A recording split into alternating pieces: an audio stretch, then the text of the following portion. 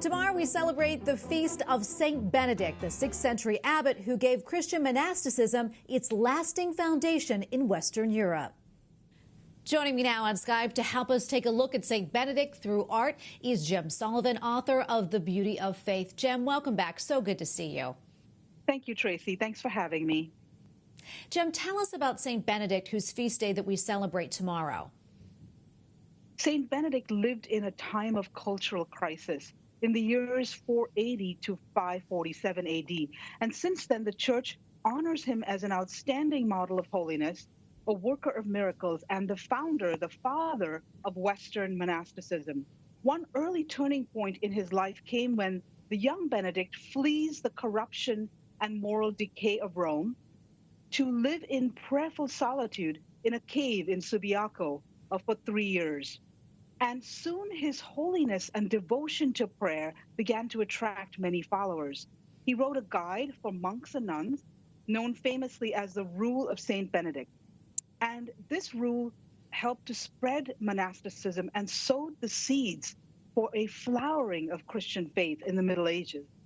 Most of what we know about Saint Benedict comes to us from the writings of Saint Pope Gregory the Great. In the second book of his dialogues, Pope Gregory highlights key moments in the life of Saint Benedict. And this painting shows us one of many miracles credited to Saint Benedict.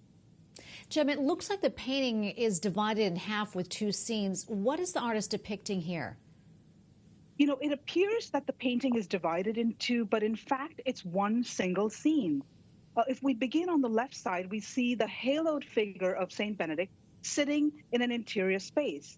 And as Pope Gregory's story goes, a young boy named Placidus, who lived in the monastery, was sent to fetch water from a nearby stream.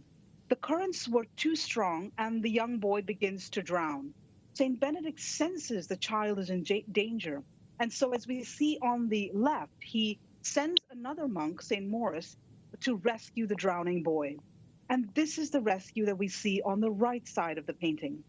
Later on, when the boy recounted his experience, he said he felt the abbot Benedict's cloak over him at the very moment he was being rescued from the stream.